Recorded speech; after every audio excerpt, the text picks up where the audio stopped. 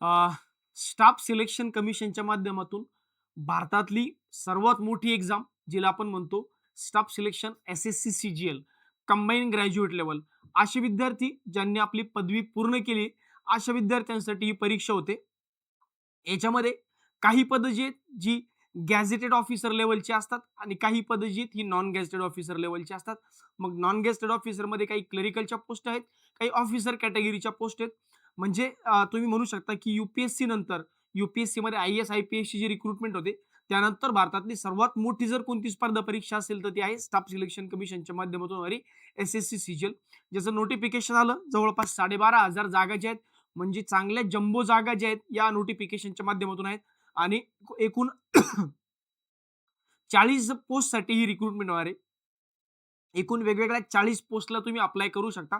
आता 40 पैकी काही पोस्टला काही लोक अप्लाय इलिजिबल आहेत, काही पोस्टला सर्वजण इलिजिबल आहेत. तर या व्हिडिओच्या माध्यमातून आपण समजून घेऊया की नेमकी एक्झाममध्ये काय काय शैक्षणिक पात्रता आहे, कोणत्या कोणत्या पोस्ट आहेत, त्यानंतर सिलेक्शन प्रोसेस कशी होते आणि बरेच विद्यार्थी तुमच्यापैकी बँकिंग करतात, तर बँकिंग करत करत पण SSCची एक्झाम तुम्ही देऊ शकता का आणि किती सिलेबस सेम असतो, बँकिंगच्या विद्यार्थ्यांनी दोन्ही ॲट अ टाइम करावं का, या सगळ्या गोष्टींची माहिती जी आहे या व्हिडिओच्या शेवटपर्यंत समजून घेऊया. त्यामुळे व्हिडिओ शेवटपर्यंत बघा आणि माहिती आवडली तर चॅनलला सबस्क्राईब आणि व्हिडिओला लाईक करायला विसरू नका. चलो तर स्टार्ट करूया. बघा, नुकतीच जाहिरात प्रसिद्ध झाली 21 मे 2026 पासून. 21 मे 2026 पासून 22 जून 2026 पर्यंत तुम्ही फॉर्म भरू शकता. त्यानंतर फॉर्म भरणं झाल्यानंतर तुम्हाला जर वाटलं की मला काही करेक्शन करायचे आहेत की माझ्या फॉर्ममध्ये काही करेक्शन आहेत, मला सपोज नावात काही चेंज करायचं असेल किंवा फॉर्म भरताना काही छोट्या मोठ्या गोष्टी मायनर पर्सेंटेज वगैरे चुकल्या असतील तर एडिट तुम्ही फॉर्म करू शकता. करेक्शन विंडो अवेलेबल असते 29 जून पासून तर 1 जुलै पर्यंत, म्हणजे ते 3-4 दिवस तुम्हाला करेक्शन विंडो ओपन राहील.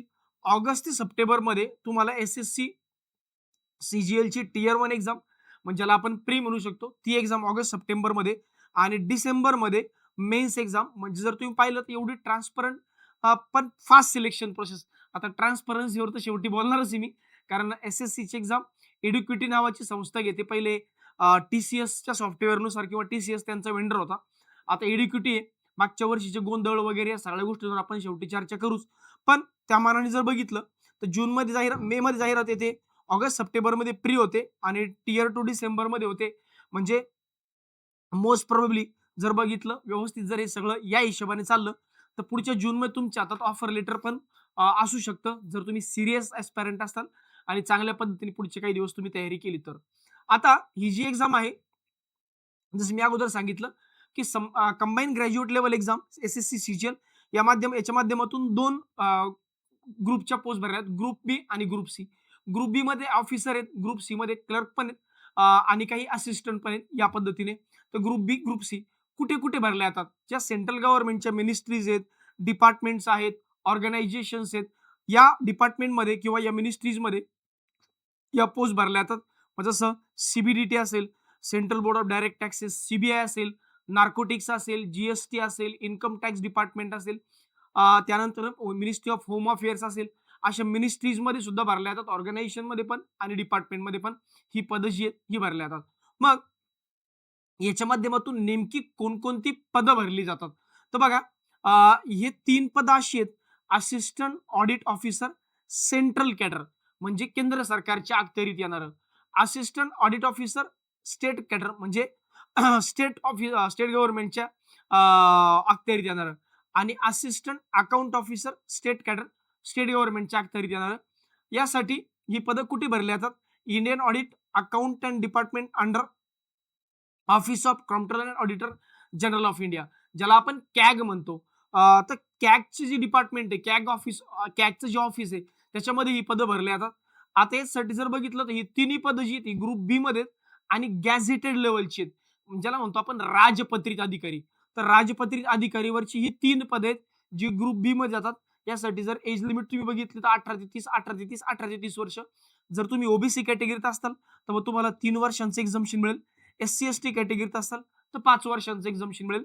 तर ही जी 3 पदं आहेत ही 3 पदं गॅझेटेड ऑफिसर लेवलची आहेत. कॅग मध्ये ही पदं भरली जातात. तिन्ही राजपत्रित अधिकारी आहे. म्हणजे जर तुम्ही बघितलं तर एस-एस-सी सीजीएलच्या माध्यमातून हे सगळ्यात अप्पर हँडची 3 पद आहेत, कारण यांना राजपत्रित अधिकारी ज्याला आपण गॅस्टेड ऑफिसर म्हणतो. आता ही पुढची पद आहेत. पुढचे 15 पोस्ट जे आहेत, या नॉन गॅझेटेड ऑफिसर आहेत. ग्रुप बी मध्येच येतात, पण नॉन गॅझेटेड ऑफिसर आहेत. मग याच्यामध्ये जर तुम्ही बघितलं central secretary service, intelligence bureau असेल, मिनिस्ट्री ऑफ रेल्वे असेल, एक्सटर्नल अफेअर्स असेल, आर्म फोर्सेस हेडक्वार्टर्स असतील, इलेक्ट्रॉनिक्स अँड इन्फॉर्मेशन टेक्नॉलॉजी असेल. याच्यामध्ये असिस्टंट सेक्शन ऑफिसरची ती पद आहेत. बघा पदाचं नाव एक आहे, फक्त डिपार्टमेंट वेगवेगळे आहेत. मग इथं बघा तुम्ही सीबीआयसी असेल, सीबीडीटी असेल, अदर मिनिस्ट्रीज असेल, डिपार्टमेंट असेल. असिस्टंट सेक्शन ऑफिसरच पदाचं नाव आहे, पण डिपार्टमेंट वेगवेगळे आहेत. किमान वयोमर्यादा बघा काहीसाठी 18 ते 30 आहे, काहीसाठी 18 ते काहीसाठी 20 ते 30 आहे. त्याच्यामध्ये जर तुम्ही बघितलं तर परत तेच आहे, की एज लिमिट तुम्ही ती प्रत्येक वेळेस कन्सिडर करून चाला, की ओबीसी असेल तर +3 आणि एस-टी कॅटेगरी बिलॉंग करत असाल तर +5 या पद्धतीने. त्यानंतर inspector preventive officer, inspector examiner, assistant enforcement officer, sub inspector, inspector post inspector, वेगवेगळे डिपार्टमेंट आहेत. रेव्हेन्यू डिपार्टमेंट असेल, सीबीआय असेल, त्यानंतर मिनिस्ट्री ऑफ कम्युनिकेशन असेल, सेंट्रल ब्युरो ऑफ नार्कोटिक्स असेल, मिनिस्ट्री ऑफ फायनान्स असेल. सेम एज लिमिट त्याच कॅटेगरीमध्ये. ही अशी एकूण 15 पद आहेत. त्यानंतर असिस्टंट सेक्शन ऑफिसर आहेत, ministry of department and organisation. त्यानंतर रिसर्च असिस्टंट आहे, डिव्हिजनल अकाउंटंट आहे, सब इन्स्पेक्टर आहे. पदांची नावं जरी वेगवेगळी असली तर बऱ्यापैकी जॉब प्रोफाईल जे आहेत ते त्या पदानुसारच असतं. अकाउंटशी रिलेटेड जॉब आहे, रिसर्चशी रिलेटेड जॉब आहे आणि डिपार्टमेंट आणि मिनिस्ट्रीज फक्त वेगवेगळे झाले आहेत, बाकी काही नाही. त्यानंतर याशी एकूण 10 पद आहेत, ग्रुप बीचीच आहेत. त्यानंतर ग्रुप सीचे काही पद आहेत. ग्रुप सीच्या अशी एकूण हे 6 पद आहेत, अकाउंट रिलेटेड, अकाउंट आणि ऑडिट रिलेटेड. कॅगमध्ये, सीजीडीए मध्ये, मिनिस्ट्री ऑफ अदर मिनिस्ट्रीजमध्ये, डिपार्टमेंटमध्ये, तुमचं सीजीए मध्ये कंट्रोलर जनरल ऑफ अकाउंट्स, हे कॅग आहे, हे सीजीए वेगळं आहे. त्यानंतर अजून ग्रुप सी ची काही पद्धत क्लरिकल कॅडरची, किंवा ज्याला तुम्ही टॅक्स असिस्टंट म्हणता. आता जर तुम्ही बघितलं असेल तर हे तुम्हाला मागे दिसलं असेल, CBDT, CBIC, narcotics, ministry of finance. पण मागच्या वेळेस पदांचं नाव काय होतं? ऑफिसर होतं. म्हणजे तिथं असिस्टंट सेक्शन ऑफिसर किंवा इन्स्पेक्टर, सब इन्स्पेक्टर. आणि इथं जर बघितलं तर असिस्टंट आहे, टॅक्स असिस्टंट, सब इन्स्पेक्टर या पद्धतीने. तर डिपार्टमेंट तेच आहेत, ऑर्गनायझेशन त्याच आहेत, मिनिस्ट्री त्याच आहेत. त्यातले काही पद ऑफिसर कॅडरचे आहेत, काही पद क्लरिकल कॅडरचे आहेत. ऑफिसर कॅडरमध्ये जर तुम्ही बघितलं तर ग्रुप बी मध्ये जातात, आणि क्लरिकल कॅडर जर बघितला तर ग्रुप सी मध्ये जातात. मग एखादा विद्यार्थी आहे ज्याला टोटल मार्कांपैकी, आता टोटल परीक्षा जी आहे त्या परीक्षेपैकी 360 मार्कांची परीक्षा आहे, 9 चोक 36, 360 मार्कांची. तर 360 पैकी एखाद्याला सपोज 270 मिळाले, आणि कट ऑफ लागला, म्हणजे मोठे वरचे कॅटेगरीतले 270 मार्क, सपोज असं अज्युम करूया की 270 मार्क मिळवणारे 10-20 विद्यार्थी आहे. मग त्यांचं सिलेक्शन वरच्या पोस्टला होईल. तुम्ही जसं प्रेफरन्स देणार, जेव्हा तुमचं फायनल सिलेक्शन होतं, म्हणजे टियर 2 होते, तेव्हा तुमच्याकडून प्रेफरन्स मागितले जातात, की तुम्हाला नेमका कोणत्या पोस्टला प्रेफरन्स द्यायचा आहे. मग तुम्ही सांगितलं की मला हायेस्ट मार्क आहे आणि मला सीबीआय मध्ये जायचं, तुम्हाला सीबीआय मिळेल. एखाद्याने म्हणलं मला गॅस्टेड ऑफिसर पाहिजे, त्याला ते मिळेल. एखाद्याला मार्क कमी आहे पण तो पहिला प्रेफरन्स कॅगला देतो, मग त्याला कॅग नाही भेटली, आणि जर त्याला मार्क खूप कमी आहे तर मग टॅक्स असिस्टंटकडे जाऊ शकतो. इंडियन पोस्टामध्ये काही पण काही पद आहेत, याची, हे जे आहेत हे ऑडिटर आहेत. हे अशी एकूण 6 पद आहेत, त्याच डिपार्टमेंटमध्ये, अकाउंट आणि ऑडिटर ऑफिस. आता जर तुम्ही बघितलं तर हे इकडं इकडं इकडं इकडं इकडं इकडं इकडं कुठे गेले? एकच मिनिट. पोस्टल डिपार्टमेंटमध्ये पण होते ना. ठीक आहे, असेल. हे अशी एकूण जर पदांची संख्या तुम्ही काउंट केली, म्हणजे एकूण पोस्ट किती आहे? तर बघा, या सुरुवातीच्या 3 पोस्ट आहेत. त्यानंतर या 15 आहेत. असे एकूण 18 पोस्ट. त्यानंतर या 5 20, 20 आणि 5 25. त्यानंतर हा 6 25 आणि 6 31, 31 आणि 6 37, 37 आणि 6 43, 37 आणि 6 43. एकच मिनिट, मला नोटिफिकेशन एकदा ओपन करू द्या. कुछ तो मिसकम्युनिकेशन हो रहा है, मेरे को ऐसा लग रहा है. एकच मिनिट, नोटिफिकेशन आहे आपल्याजवळ एस-एस-सी सीजीएलचं. हं, हं.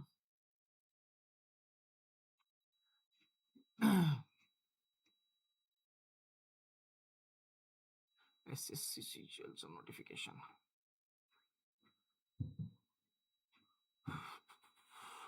हे बघा, ही अशी पद आहेत ती. हां. हे सुरुवातीची 3 पदं गॅझेटेड ऑफिसरवाले. त्यानंतर ही 15 पदं असिस्टंट सेक्शन ऑफिसर किंवा ऑफिसर कॅडरची. त्यानंतर ही 10 पदं 15 आणि 10 25 आणि 3 28. ऑडिटर लेव्हलचे हे 6 34 आणि हे जे आहेत हे 6 40 अशी एकूण 6 पदं आहेत. 40 पदं आहेत. मी म्हणत होतो की इंडियन पोस्टामध्ये पण बघा postal assistant, sorting assistant, department of post and ministry of communication यासाठी पहिले वेगळी एक्झाम व्हायची. डिपार्टमेंट ऑफ म्हणजे postal assistant, sorting assistant, SSC, सी-एच-एस-एलच्या माध्यमातून भरल्याचे ते पदं सुद्धा त्यांनी आता एस-एस-सी, सी-जी-एलच्या माध्यमातून भरतायत. तर हे काही पदं आहेत. Senior secretariat assistant, upper divisional clerk, गव्हर्नमेंटचे जे वेगवेगळे कॅडर्स आहेत त्याच्या माध्यमातून. तर मला असं वाटतं इथपर्यंत आता क्लिअर असलं पाहिजे. एकूण 40 पदं आहेत. म्हणजे जी परीक्षा तुम्ही देताय जसं आता आपण म्हणतो ना, की बँकिंगमध्ये क्लरिकलचं एक पद आहे. पण क्लरिकलचं एक पद जरी असलं ते एकूण 11 नॅशनलाइज बँकांसाठी. मग त्यात union bank of India, Punjab national bank अशा सगळ्या नॅशनलाइज बँकांसाठी, बँक ऑफ महाराष्ट्र वगैरे. सेम तसंच आहे. इथं एक ऑडिटरचं पद आहे. पण ऑडिटर वेगवेगळ्या 3 ऑफिसरमध्ये, अकाउंटंट वेगवेगळ्या 3 ऑफिसर्समध्ये. अशी एकूण 40 पदं जी आहेत ही एकाच एक्झामच्या माध्यमातून भरल्या जातात. अशा पद्धतीने आहे. आता जर इलिजिबिलिटी क्रायटेरिया पाहिला, तर बघा पहिली जी 3 पदं होती गॅझेटेड ऑफिसरसाठी. पहिली जी 3 पदं होती कोणते? Assistant section audit officer, assistant audit officer, central cadre, state cadre आणि assistant section office, account officer, assistant account officer. तर जे 3 पद आहेत त्यातलं पहिलं पद जे त्यासाठी इलिजिबिलिटी क्रायटेरिया काय? कोणत्याही शाखेचा पदवीधर पण डिझायरेबल क्वालिफिकेशन. डिझायरेबल म्हणजे कंपल्सरी असतं का? नाही. डिझायरेबल म्हणजे यांना पहिलं प्राधान्य देण्यात येईल. असलं तर ओके, नसलं तर चालेल. मग डिझायरेबल क्वालिफिकेशन सीए असेल, कॉस्ट मॅनेजमेंट असेल, कंपनी सेक्रेटरी असेल, master in business studies, master in business administration MBA ज्याला आपण म्हणतो, master in commerce, master in business economics असेल, यांना क्वालिफिकेशन या लोकांना पहिलं प्राधान्य देण्यात येईल. पण याचा अर्थ असा नाही की हेच इलिजिबल आहे, तुम्ही पण फॉर्म भरू शकता. During the period of probation direct recruit shall have to qualify the subordinate audit and account service examination in respective branches of confirmation and regular appointment as assistant audit officer, assistant account officer. म्हणजे काय? म्हणजे जर तुम्ही या पदासाठी पात्र झालात आणि तुमचं निवड झाली, तर तुम्हाला तुमच्या प्रोबेशन पिरियडमध्ये ही सबऑर्डिनेट ऑडिट अँड अकाउंटची सर्व्हिस एक्झामिनेशन जी ही तुम्हाला पास करावी लागेल असं त्यांचं म्हणणं आहे. म्हणजे कुणीही फॉर्म भरू शकतं. हे डिझायरेबल आहे, कंपल्सरी नाहीये, लक्षात घ्या. सेम तेच आहे असिस्टंट ऑडिट ऑफिसर स्टेट कॅडरमध्ये. हे सेंट्रल कॅडरचं होतं, स्टेट कॅडरचं. सेम तसंच आहे. Bachelor's degree from a recognised university or institute, proficiency in regional officer language of state, ability to read, write and speak. आता हे स्टेट गव्हर्नमेंटचं पद आहे ना, मग याच्यामध्ये लँग्वेजचा इश्यू येतो. जर तुम्हाला महाराष्ट्रातून अप्लाय करायचं तुम्हाला मराठी लिहिता, बोलता, वाचता यायला पाहिजे. आणि परत डिझायरेबल क्वालिफिकेशन तेच आहे जे आपण मागे बघितलं.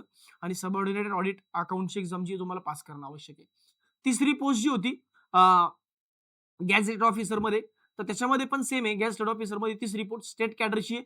म्हणून कोणत्याही शाखेचा पदवीधर त्या राज्याची भाषा आणि डिझायरेबल क्वालिफिकेशन म्हणजे प्राधान्य देण्यात येईल तो एक वाला भाग. आणि ती सबऑर्डिनेट ऑडिट आणि अकाउंटची सर्व्हिस एक्झामिनेशन जी आहे ही तुम्हाला प्रोबेशन पिरियडमध्ये पास करायची. हे झाले पहिले 3 पदं. त्यानंतर त्याच्यामध्ये एक पद होतं बघा junior statistical officer. Junior statistical ऑफिसरमध्ये जर तुम्हाला ज्युनियर स्टॅटिस्टिकल ऑफिसरसाठी अप्लाय करायचंय तर bachelor's degree in any subject from recognised university or institute with at least 60% marks in mathematics or 12th standard or degree in any subject with statistics as one of the subject. Same अजून एक आहे बघा statistical investigator grade 2. आता 40 पदं सांगितली मी तुम्हाला, एकूण किती? 40 पदं. 40 पैकी पहिल्या 3 पदांसाठी एनी ग्रॅज्युएट प्लस ॲडिशनल प्राधान्य असेल तर प्राधान्य देण्यात येईल. हे 3 पदं. त्यानंतर स्टॅटिस्टिकल ऑफिसरला अप्लाय करायचंय तर तुम्हाला 60% मार्क लागतील. आता ज्या डिपार्टमेंटमध्ये तुम्हाला ज्युनियर स्टॅटिस्टिकल ऑफिसरसाठी अप्लाय करायचंय तर तुम्ही कोणत्याही शाखेचे पदवीधर चालता. पण तुम्हाला 12वीला किमान 60% मार्क पाहिजे मॅथ्समध्ये, किंवा तुम्ही डिग्री मॅथ्स म्हणून मॅथ्स ॲज अ सब्जेक्ट म्हणून किंवा स्टॅटिस्टिक्स ॲज अ सब्जेक्ट म्हणून तुम्ही डिग्री उत्तीर्ण केलेलं असावं.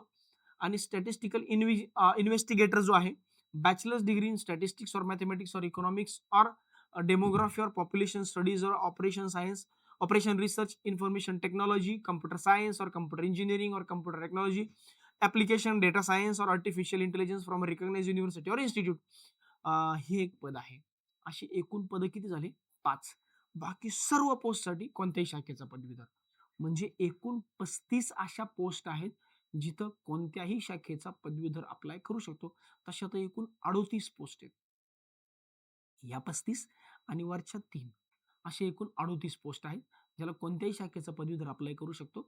फक्त या 2च पोस्ट असे जिथं 12वीला इथं 12वीला मॅथ्स लागतं आणि इथं ग्रॅज्युएशन मॅथ्समधून किंवा दिलेल्या सब्जेक्टमधून किंवा दिलेल्या स्ट्रीममधून उत्तीर्ण झालेलं असावं. त्यामुळं इलिजिबल तुम्ही ऑलमोस्ट सगळ्याच पोस्टला आहेत. काही 1-2 चुनिंदा पोस्ट सोडल्या तर, काही स्पेसिफिक पोस्ट सोडल्या तर. तर अशा पद्धतीने तुम्ही इलिजिबल आहात. आता मुद्दा असा येतो, की याची एक्झाम फीस जी आहे ती किती रुपये? तर बघा, ₹100 एक्झाम फीस आहे. ही कुणासाठी आहे? जनरल, ईडब्ल्यूएस आणि ओबीसी कॅटेगरीसाठी. जनरल, ईडब्ल्यूएस आणि ओबीसी कॅटेगरीच्या मेलसाठी. ही फीस कुणासाठी परत सांगतो. जनरल, ईडब्ल्यूएस आणि ओबीसी कॅटेगरीच्या मेलसाठी. बाकी सर्वांसाठी fees ₹0. Women candidates and candidates belong to schedule tribe, schedule caste, person with benchmark disability, ex serviceman, या सर्वांना फीसमधून एक्झम्प्टेड आहे. कुठलीही फीस नाही. वुमेन कोणत्याही कॅटेगरीच्या असेल, जनरल, ईडब्ल्यूएस आणि ओबीसीचे मेल यांना फक्त ₹100 फीस आहे. बाकी सर्वांना कुठलीही फीस नाहीये. म्हणजे जनरल कॅटेगरीच्या, ओबीसी कॅटेगरीच्या, ईडब्ल्यूएस कॅटेगरीच्या विमेन जरी असतील तरी तुम्हाला फीस भरायची गरज नाही. फक्त मेलला ₹100 फीस आहे, त्या 3 कॅटेगरी. बाकी कुठल्याही मेलला, म्हणजे त्या 3 कॅटेगरीतले मेल सोडले आणि सर्व कॅटेगरीतल्या विमेन या सगळ्यांना फी एक्झम्प्टेड आहेत अशा पद्धतीने. बरं, जर मी फॉर्म भरला तर मला एक्झाम सेंटर कोणते आहेत? ऑलमोस्ट महाराष्ट्रात सर्व सेंटर्स आहेत. अमरावती, छत्रपती संभाजीनगर, जळगाव आहे, कोल्हापूर आहे, मुंबई आहे, नागपूर आहे, नांदेड आहे, नाशिक आहे, पुणे. जर मराठवाड्यामध्ये बघितलं छत्रपती संभाजीनगर आहे. याच्यामध्ये जर बघितलं आपल्या उत्तर महाराष्ट्रामध्ये तर जळगाव पण आहे, नाशिक पण आहे. मराठवाड्यामध्ये हे 2 सेंटर आहेत, नांदेड आणि संभाजीनगर. त्यानंतर पश्चिम महाराष्ट्रात जर बघितलं तर कोल्हापूर आहे, पुणे पण आहे. कोल्हापूर आहे, पुणे. विदर्भात बघितलं तर अमरावती आणि नागपूर आहे. त्यानंतर मुंबई रिजनमध्ये स्पेशल मुंबई आहे. अशा पद्धतीने ऑलमोस्ट सगळ्या महाराष्ट्रामधले सेंटर्स अवेलेबल आहेत.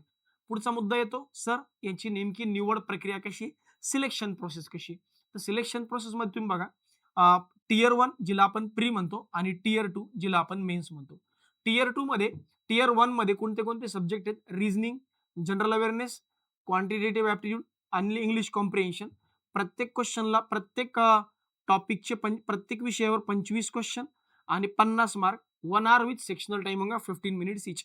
म्हणजे प्रत्येक विषयाला 15-15 मिनिटांचा वेळ आणि 1 तासांची परीक्षा आणि 25-25 क्वेश्चन तुम्हाला हे सगळे सॉल्व्ह करायचे. बँकिंगपेक्षा डिफिकल्टी लेवल इझी असते. Tier 1 will consist of objective multiple type question, म्हणजे आपले ऑब्जेक्टिव्ह क्वेश्चन्स आहेत. Will be set in both English and Hindi except for English comprehension. There will be negative marking of 0.5 marks each. Wrong answer. 1/4 negative marking आहे. 1 mark असेल तर 0.25 minus होतात. 2 मार्कांची परीक्षा आहे म्हणून 50 0.5 मायनस होईल. बरं, ही झाली टियर 1. टियर 2. आता बघा, जर तुम्ही टियर 2 मध्ये जाताय तर काही पोस्टसाठी, काही म्हणजे प्रत्येक पोस्टसाठी 40च्या 40 पोस्टसाठी पेपर 1 कंपल्सरी आहे. जर तुम्ही ज्युनियर स्टॅटिस्टिकल ऑफिसरसाठी अप्लाय करताय तर पेपर 2 हा तुम्हाला, जर तुम्ही सर्व पोस्टसाठी बघितलं तर हा तुम्हाला द्यायचाच आहे. काही पोस्टसाठी तुम्हाला हे दोन्ही द्यायचे आणि काही पोस्टसाठी तुम्हाला हे दोन्ही द्यायचे. मग नेमके कोणत्या पोस्टसाठी कोणते द्यायचे ते पुढे समजून घेऊया. पेपर 1 जो आहे, पेपर 1 मध्ये 4 सब्जेक्ट आहेत. 4 सब्जेक्ट कुठले? मॅथ्स आहे, रिझनिंग आहे, इंग्लिश आहे आणि GA. Maths, reasoning, English, GA हे पेपर 1 मध्ये, सेक्शन 1 मध्ये मॉड्यूल 1, मॉड्यूल 2, सेक्शन 2 मध्ये मॉड्यूल 1, 2 लागू नसतात. त्यात काही गॅप वगैरे नसतो. मॅथ्सचे 30 क्वेश्चन 90 मार्क, रिझनिंगचे 30 क्वेश्चन 90 मार्क, इंग्लिशचे 45 क्वेश्चन 135 मार्क आणि जीएचे 25 क्वेश्चन 75 मार्क. तर हे 90 आणि हे 210, हे 90 आणि 210, मला असं वाटतं 180 आणि 210, सॉरी, हे 180 आणि हे 210. मला वाटतं मी 360 मार्क बोललो होतो पहिल्यांदा मी 360 मार्क बोललो होतो. परीक्षा 390 मार्कांची असते. परीक्षा 390 मार्कांची असते. मी 9 चोक 36 म्हणलो होतो, मला जेवढं आठवतं तेवढं. 9 चोक 36 म्हणलो होतो. नाही, ऍक्च्युअली परीक्षा 390 मार्कांची असते. बाकी आहे कम्प्युटर आहे, डेटा एंट्री ऑपरेटिंग आहे, पण हे क्वालिफाईंग इन नेचर आहे. इथं फक्त तुम्हाला क्वालिफाय करायचं आहे. ओव्हरऑल जर तुम्ही बघितलं तर पेपर 1 जो आहे, पेपर 1 म्हणजे ज्याला आपण टियर 1 म्हणूया. ती जी 200 मार्कांची परीक्षा आहे, तिचे मार्क पुढे कन्सिडर होत नाही. ती क्वालिफाईंग इन नेचर असते आणि तुमचं फायनल सिलेक्शन जे आहे, हे 90-90, 180 प्लस 135 आणि हे मिळून 210 आणि 180 एकूण 390 मार्कांची टियर 2 एक्झाम असते. आता टियर 2 मध्ये एवढे विषय आहेत. हे 2 विषय क्वालिफाईंग इन नेचर आहे आणि हे तुम्हाला कंपल्सरी कट ऑफ याच्यापैकी लागतो. समजा तुम्ही स्टॅटिस्टिक्सचा पेपर द्यायचा आहे, तर मग टियर 2 मध्ये पेपर 2 पण द्यावा लागेल तुम्हाला. पेपर 1 पण द्यावा लागेल, पेपर 2 पण द्यावा लागेल. जर तुम्हाला ज्युनियर स्टॅटिस्टिकल ऑफिसर व्हायचंय आणि जर तुम्हाला इकॉनॉमिक्स अँड फायनान्स अँड इकॉनॉमिक्समध्ये जनरल स्टडीज द्यायचं आहे, म्हणजे तुम्हाला मग तिसरा पण पेपर द्यावा लागेल, पहिला आणि तिसरा. एक तर तुम्ही पहिला, दुसरा देणार, पहिला, तिसरा देणार किंवा फक्त पहिला देणार. म्हणजे काही पोस्टसाठी दुसरा पेपर कंपल्सरी आहे, काही पोस्टसाठी तिसरा पेपर कंपल्सरी आहे आणि सगळ्या पोस्टसाठी पहिला पेपर कंपल्सरी. म्हणजे मला पहिला पेपर सगळ्यांसाठी द्यायचाच आहे. जर मी यातला एखादा दिला, तर मी ॲडिशनल ज्युनियर स्टॅटिस्टिकल ऑफिसरसाठी आणि हे गॅस्टेड पोस्टच्या ऑफिसरसाठी गॅस्टेड पोस्टसाठी एलिजिबल होईल. अदरवाईज मी हे 2 पेपर नाही दिले, तर मी उरलेल्या 35 पोस्टसाठी एलिजिबल आहे. त्यामुळे टेन्शन घेऊ नका. There is a negative marking of 1 mark. कारण इथं 1/3 निगेटिव्ह मार्किंग आहे. कारण एका प्रश्नाला 3 मार्क आहे. तुम्ही जर बघितलं असेल तर 30 क्वेश्चन 90 मार्क. 1/3 निगेटिव्ह मार्किंग आहे. तर एक रॉंग क्वेश्चन झाला, तर 1 मार्क तुमचा जाणार अशा पद्धतीने.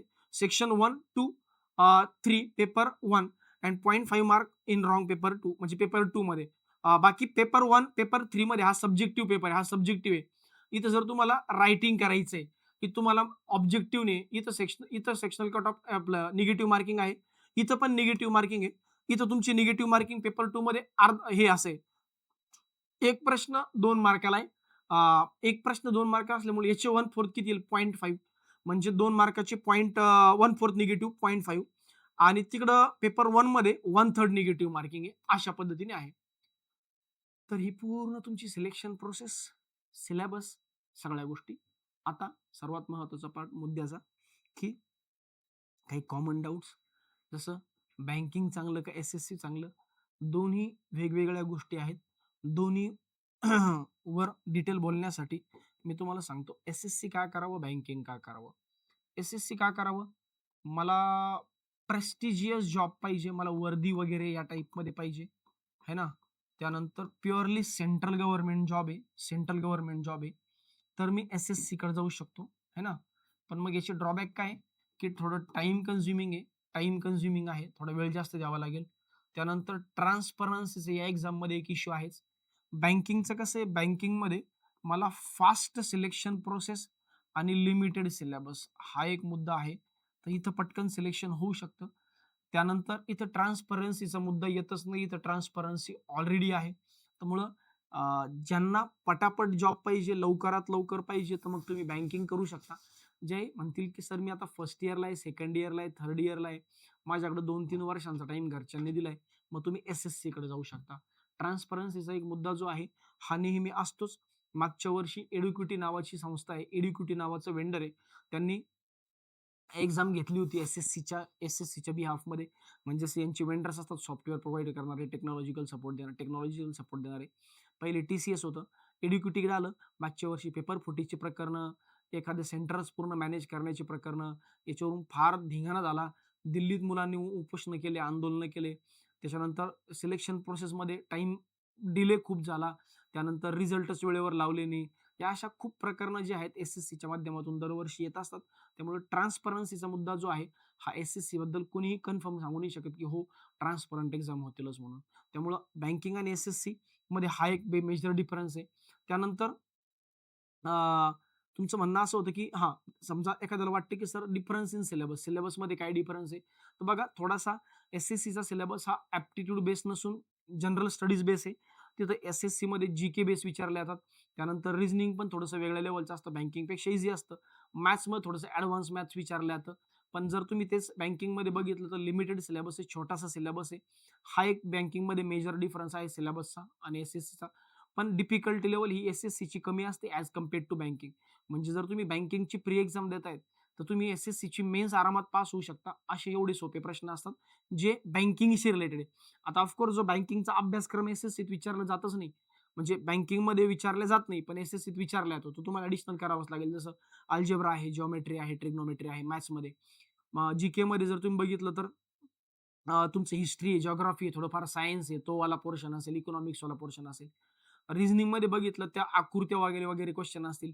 इंग्लिशमध्ये जर बघितलं तर थोडंसं काय म्हणू शकतो आपण त्याला ग्रामर बेस्ड क्वेश्चन असतील, ते तिकडे विचारले जातात. ते तुम्हाला ॲडिशनल करावे लागतील. प्लस बँकिंगचा अभ्यासक्रम जो एस-एस-सीला येतो, तो बँकिंग केलं तर एस-एस-सीचा आरामात होऊन जातो, कारण तिकडे डिफिकल्टी लेव्हल ईझी असते. त्यामुळे डिफिकल्टी लेव्हल आणि डिफरन्स इन सिलेबस म्हणलं तर हो, थोडा ॲडिशनल सिलेबस एस-एस-सीमध्ये आहे. पण डिफिकल्टी लेव्हल बँकिंगपेक्षा कंपॅरेटिव्हली कमी आहे. त्यानंतर जर तुम्ही डिफिकल्टी लेव्हल. त्यानंतर जर तुम्ही म्हणले, "सर मी दोन्ही करू शकतो का?" बघा ॲट अ टाईम दोन्ही करणं थोडंसं डिफिकल्ट आहे. त्याच्यामागचं कारण असं आहे, की दोन्ही जर ॲट टाईम तुम्ही केलं, ना धड इकडचं होईल, ना धड तिकडचं होईल. मग तुमचा जो जर वेळ असेल वर्ष, 2 वर्ष, 3 वर्ष, तर 1-2 वर्ष व्यवस्थित एस-एस-सीला देऊन बघा. एस-एस-सीमधून जर सिलेक्शन झालं तर ओके. नाही तर बँकिंग आपलं नेहमीप्रमाणे आहेच. तर ॲट अ टाईम तुम्ही दोन्ही करू शकता का? तर माझं म्हणणं आहे नाही, दोन्ही जरा अवघड आहे. पण जर तुम्ही फर्स्ट इयर, सेकंड इयरपासून तयारी करताय, तर वर्ष 2 वर्ष एस-एस-सी करून बघा. झालं तेवढं सिलेक्शन ओके. नाही झालं तर मग तुम्ही बँकिंगमध्ये कधी पण येऊ शकता. बँकिंगमध्ये जर एस-एस-सी केलं तसंही बँकिंगचा बऱ्यापैकी पार्ट होऊनच जातो. त्यामुळे 60-70% सिलेबस दोन्हींचा सेमच आहे. राहिला प्रश्न जॉब प्रोफाईलचा आणि ग्रोथ अपॉर्च्युनिटीचा. तर जॉब प्रोफाईल असेल तर ही बँकिंगमध्ये थोडीशी हलकी आहे ॲज कंपेअर्ड टू एस-एस-सी.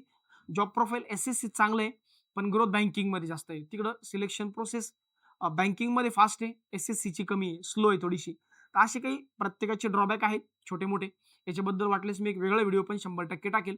बाकी तुम्हाला असं वाटलं की हे सगळं सोडून माझे काही वेगळे डाउट्स आहेत, तर तुम्ही कमेंट बॉक्समध्ये टाकू शकता. त्यातले जे काही महत्त्वाचे डाऊट वाटले, तर आपण छोटे-छोटे व्हिडिओज जे आहेत, ते डेफिनेटली त्याच्यावर बनवूया.